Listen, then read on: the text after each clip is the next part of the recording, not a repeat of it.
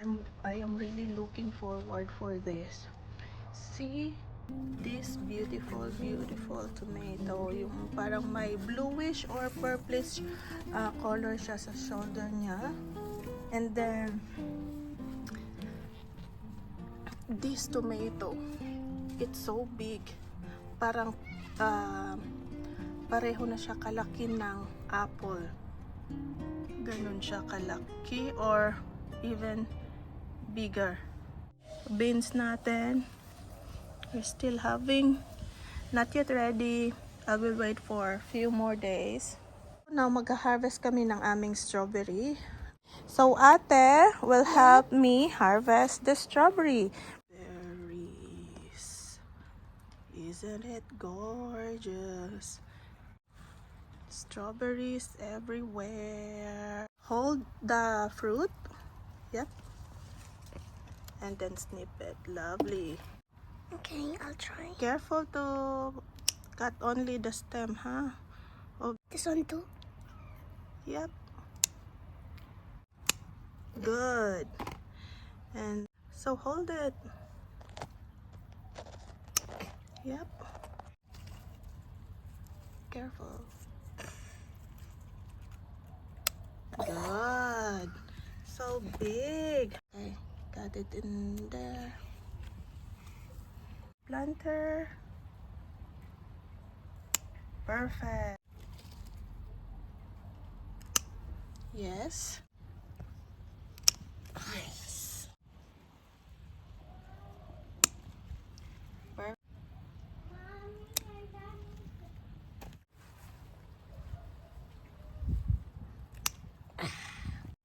This nice juicy red strawberry. Yep. I think I see a lot of strawberries that are ready as well. Carefully. Lovely. Yep. Make sure you don't cut the other stem. Good. Oh, there's heaps already. Alright. Okay. How about this? This looks like a good one. Looks like a good one. Do you reckon? Yep. Oh. It's good. Okay. Okay. Look at our strawberry harvest. I love our strawberries. Yay! Now, itong strawberry ko na to, nagsisend na siya ng mga strawberry runners. But they said na if you want to keep your strawberry producing, i-cut daw to para mag-focus siya sa fruiting.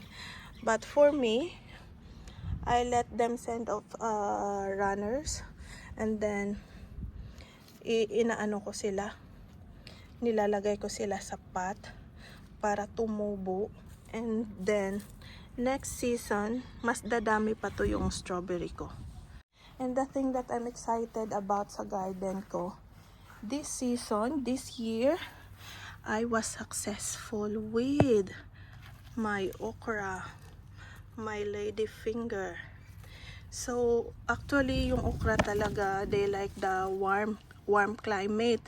Last year I have no luck growing okra, but now mga okra ko, this is just one of my plant, and the others also. Balik tayo dito. Meron din ako sa planter. And look at that. This will turn into okra soon. And it's growing na. Yes. And then, this is lemongrass, who really loves the weather right now. Okay. And then, yung kangkong natin. And then, my broccoli. Branching broccoli. See, this is one head here, one side shoot of broccoli, one side shoot, one. We are going to the front garden again. Let's harvest this sweetie tomato. Yep, Look at the shine in this one.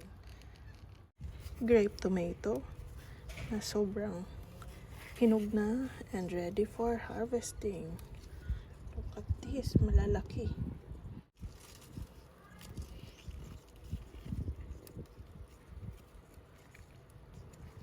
Look at that. Hinog na ang ating, nahulog na siya. This is our yellow pear tomato na variety. Yes, tingnan niya naman yung shape natin. Different shape and sizes. Ito grape tomato. Ito ay yung round cherry tomato. So look, San Marzano tomato. Backyard garden. And there's a lot of tomatoes na ready to be harvested. Kuha tayo nito. This is Costoloto Fiorentino. There's two variety pala ng Costoloto. Yung isa Genovese at saka yung isa Fiorentino. Ilalagay ko dyan yung pangalan niya. Kasi mahirap i-anohin. Look at that. Dalawa yun lang yung kasya sa kamay ko. Video is all about tomato harvest. Kasi ang dami.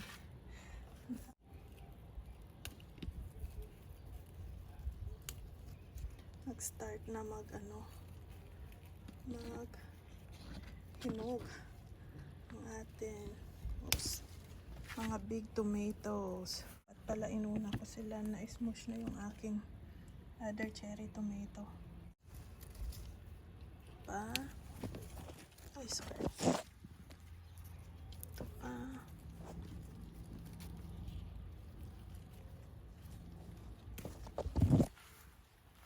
Uminit na naman kasi last time yung ang lambot ng kamatis na to. The big one. So, magkukulik ako ng seed dito. Harvest ng tomato. Nice, nice, nice. Ang dami na. And thank you for protecting my tomato from the heat. Look at that. Tanggalin natin to.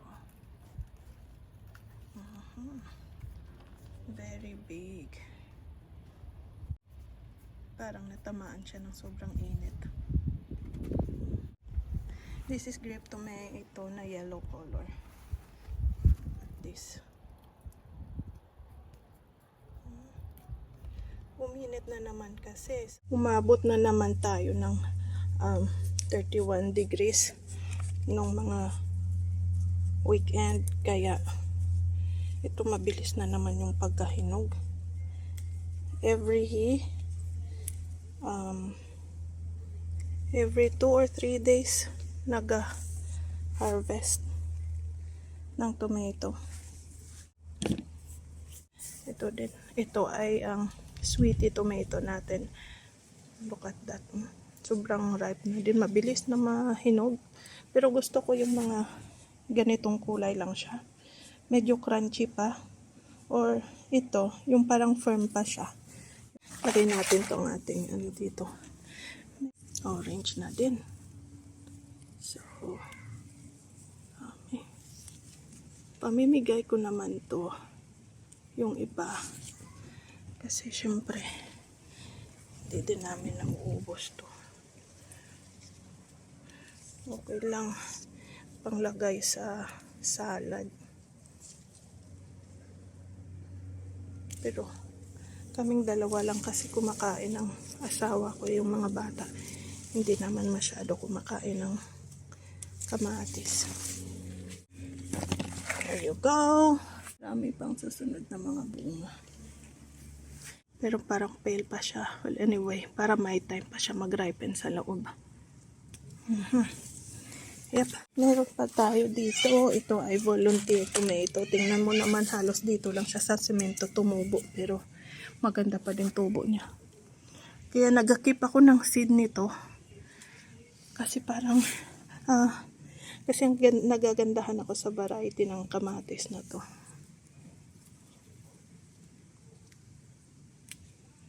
Okay. Tanggalin ko na din to kasi nasa sobrang baba na siya. Ito naman tayo. And then,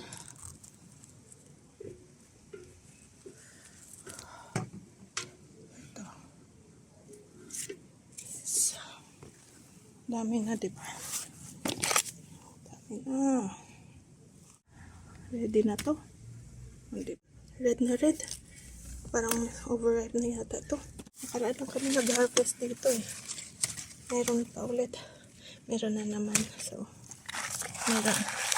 Okay lang kasi yung kids kumakain naman ng strawberry. So, very fresh pa na strawberry. Yung strawberry kasi pag ma-overripe, parang hindi din maganda. Tingnan mo to, overripe na din. Hindi kasi kami nakatingin dito kahapon. Black pa. Dito tayo sa other planter. Tatago dito. Pwede na din to. Kaya, ginalang para mabilis ano din. Dami na dito. Malalaki pa din guys. Look at that.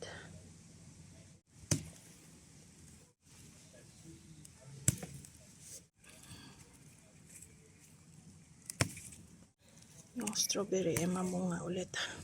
Ito ay sobrang red na din. Ito din. Ang bango ng strawberry. Yan lang. Yung last na strawberry natin medyo maliit na din. And let's harvest yung beans din. So, harvest. Mainit. Kanina, after nito ng aking pagha-harvest, ay mag-aano naman ako. Uy, nahulog. Magdidilig naman ako.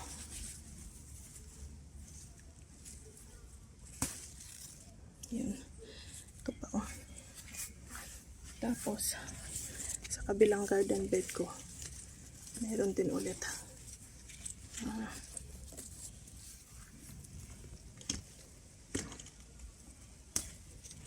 Meron din ulit ready na din for harvest.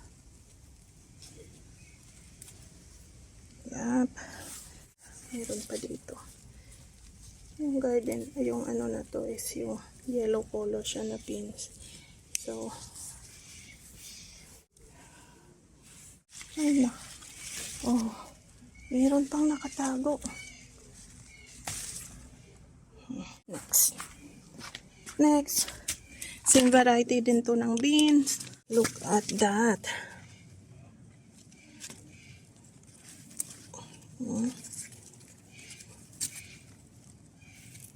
Yes.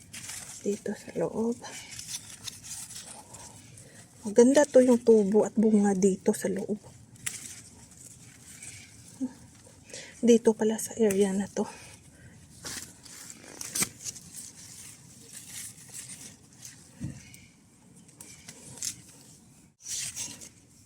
Kaya muna natin.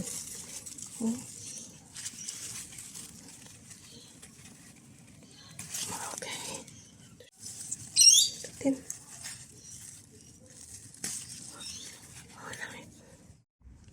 Dito kung hawiin mo guys, oh. Ano ang dami. Oh. 1 2 next 3 4 5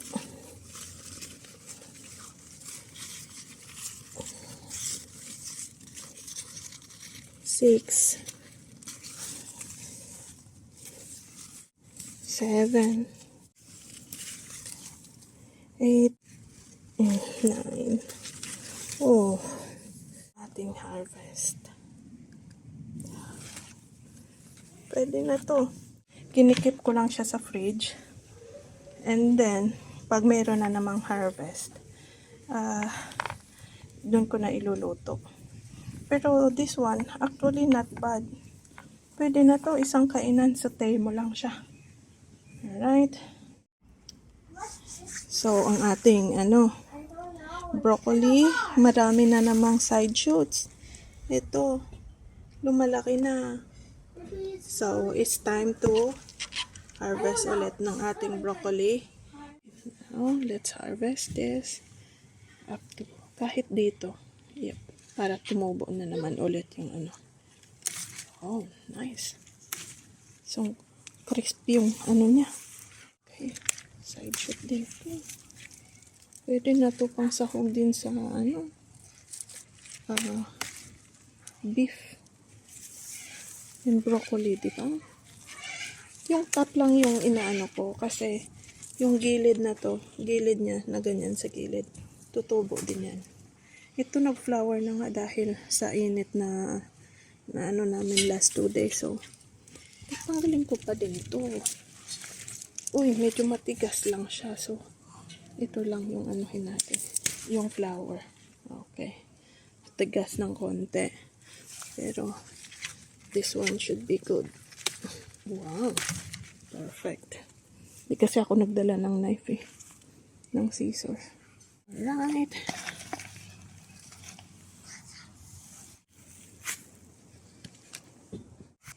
Look at this, guys. Ito lahat yung harvest natin. Beautiful harvest. Colorful tomatoes. Yes. Broccoli, strawberry, beans. Different varieties ng tomato.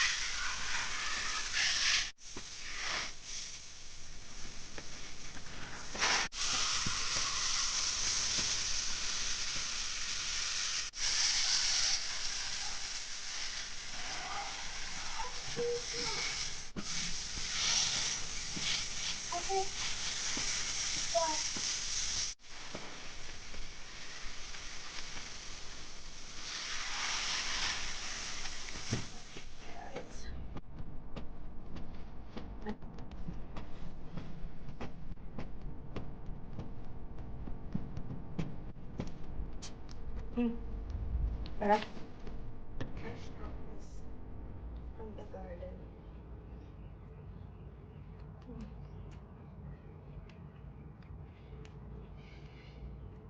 So sweet.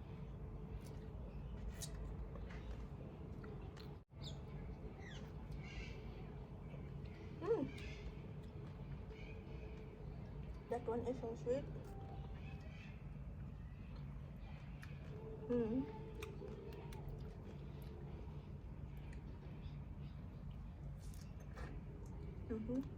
This one I think is ready.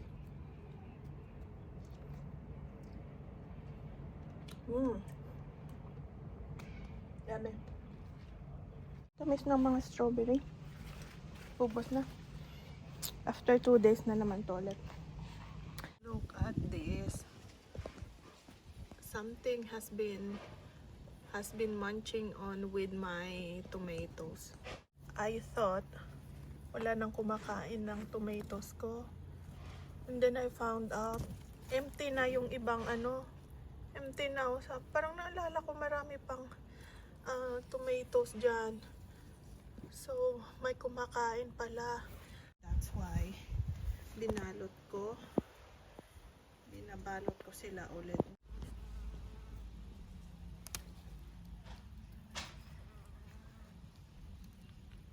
Ripe. Let's eat this.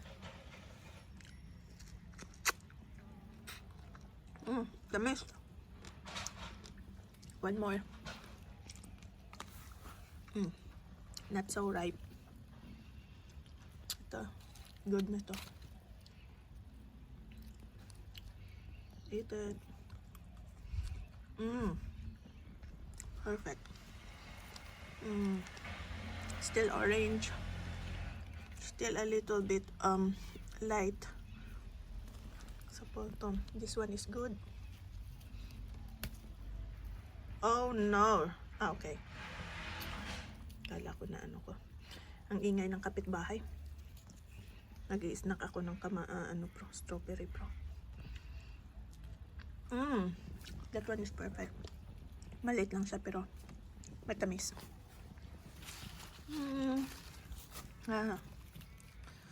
Parang ano pa din. Try it. Let's try it. Good. Ito na strawberry. Ay. Hindi pa ready. Hindi pa din ready. Medyo may puti-puti pa. Oh, hindi pa sila ready. Okay, not pa ready.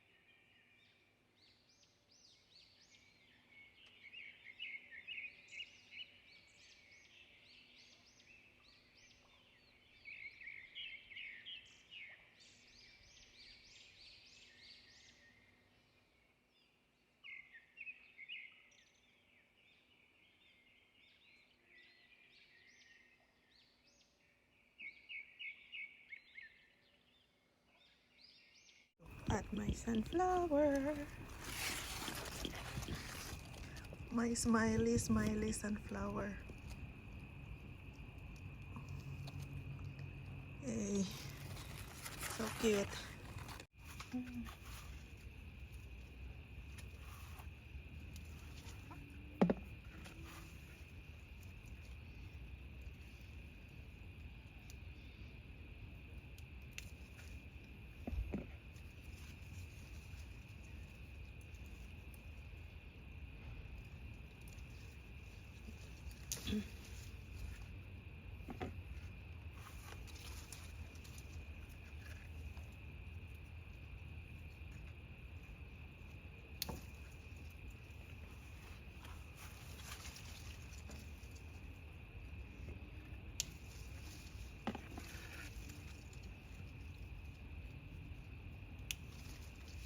So this is Costoloto Fiorentino.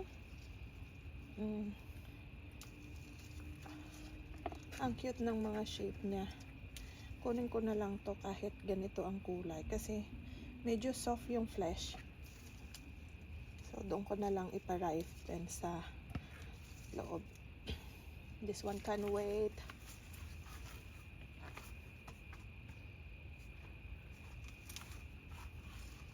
This one too.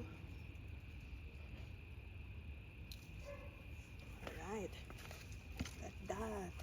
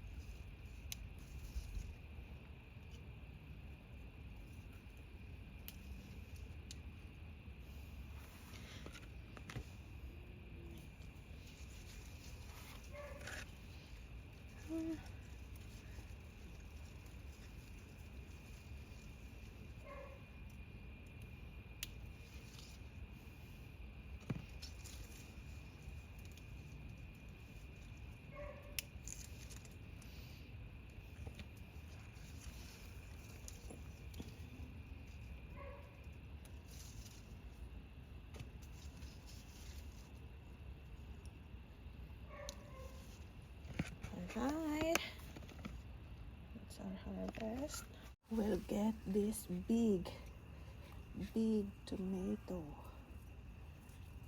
Wow, so big.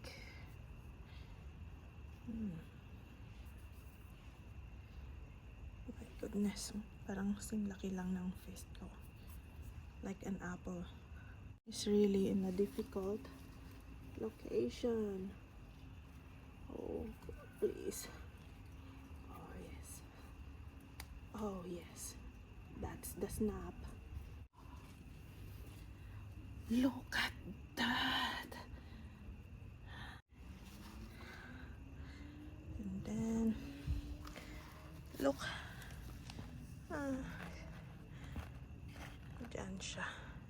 Oh, I will switch over this one. This is for the cherry tomatoes. Hindi pa siya fully ripe. But, I cannot risk it with the rats and mice around. So, better get it. Then another big one as well. This is just a regular tomato. That yellow big one is an heirloom. This one is your regular tomato. Tigerella tomato. It's an heirloom tomato as well. Yeah. And it's ready. Oh, look at the stripe of that tomato. Okay. So cute. Look at that.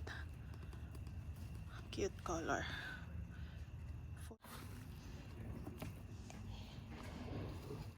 Okay, now it's time to harvest the cherry Red tomato. tomatoes. Yep. Let me check. Red tomato. Yep. There's another red here. Oh, this is so red. Yep.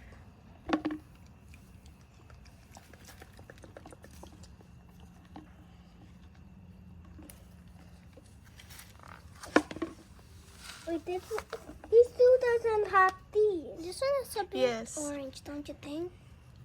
I think we can get that. Yeah, this is pretty. This one is kind of a bit orange. and Yes. That's kind of sus. Yes. Be gentle to the plants though. Got them. Okay, they're still here. Yeah. Careful, Ruben. Be gentle. Alright. Look, I got this one Wait, wasn't tying before water that. Okay. That's other one. Wow. Just look at that. Look at that. Yes, look at that. Let's Look at see. that red cherry tomatoes. Then we'll go here to the yellow cherry tomatoes. Can you start getting only this color, this color, this color, this color, okay? Oh. Yes, this one. It's too high for you to get this. Now, I'm going to get this also.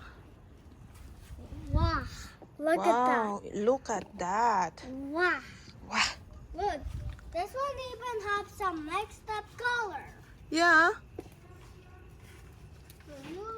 Look at two mixed up colors. Come on, there's another red here. Let's Can you see. get the red cherry? Okay, there's a lot of them. Yeah. So I got to do it one by one. Yeah. Oh, Careful of the strawberry though. Can you still reach them? this one is too high, but Good oh, job. I also reached that. Yeah. Look how many. Can you get this one as well? This one, This one also. There's 4 of them. 4 of them. Yes. And I noticed there's some green ones Yes. that are not ready.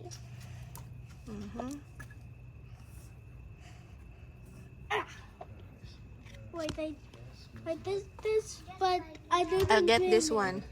Yeah, this one Okay, is it's starting to get dark. But there's still more cherry tomatoes that we can get here. Oh, I love your flowers. Thank you. Look at. Yep. I'll hold this for you, mommy. Thank you. This we like iron ones. These two colors maybe fit together. Yeah. This is the yellow cherry tomato. Yeah, but it kind of looks like this. Yeah. This is the family of them. Yeah. Whee! And then there's few here. Yeah, there's few there, but there's too many here. Yeah. So we need to get a lot more than that one. Okay. Whee! There's still more in the front garden though. Front garden. Look how big. Look how big this is compared to the tiny ones. Yeah. That's what you call cherry tomato, and this one I don't know the name of this. It's a yellow variety, so Yeah, I think comment down below what it is. Yeah, I call these two mixed up tomatoes, and I will call these a bit orange tomatoes. oh, okay. These things are kind of a mix to an orange squash. Yeah, and a white tomato. And these things were mixed up to be a Like on little my fist, squash. they are bigger than my fist. Yeah, they are even big. Let me try. Yeah. This one is bigger than Bigger. my fist. Oh, it's bigger than my fist. Oh, yes. This one is bigger than my fist. The most biggest. I'll Okay. bring out the wet. Let's see how many cherry tomato, how much cherry tomato. Nice. It's good for salad.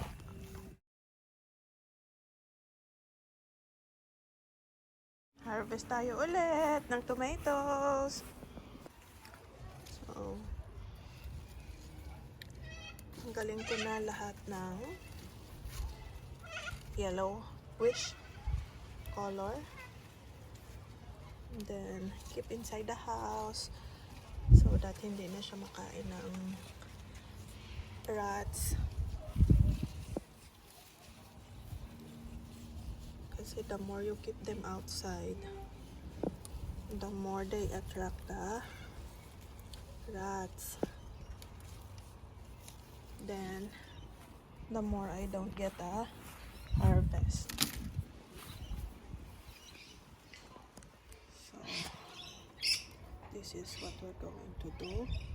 We don't leave them longer. As soon as they started to get yellow. And this is yellow grape tomatoes. I find it more sweeter than the red grape tomato. And there's still something hiding in here. Yep. And this is the Postoloto Fiorentino. Itong kamatis na to, medyo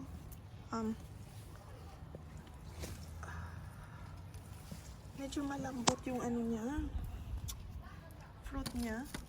Before, nakain ko to siya sa salad. That's how I save the seed of this tomato. Natikman ko siya sa salad. I find it really sweet. Then I've tried saving the seed. Aside from the rats, we have caterpillar. I know this is the caterpillar kasi kung may gawa nito is caterpillar. Kasi nakita ko talaga yung caterpillar na ninangat-ngat yan. It's overripe na naman. I keep it for so long. Nice. Di pala. This is been munched on by, I guess, same caterpillar.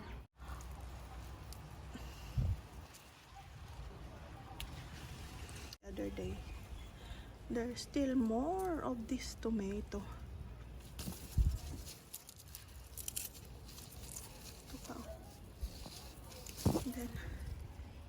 Ito, puro sinog na talaga.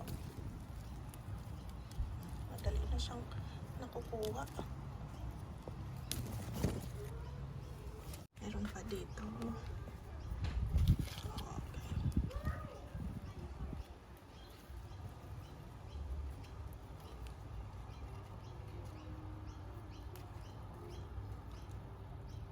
Nagka-crack na yung iba.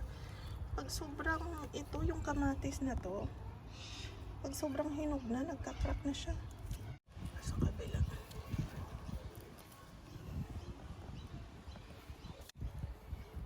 Mabilis na lalaglag yung bulaklak na. Kaya compare sa red na grape tomato.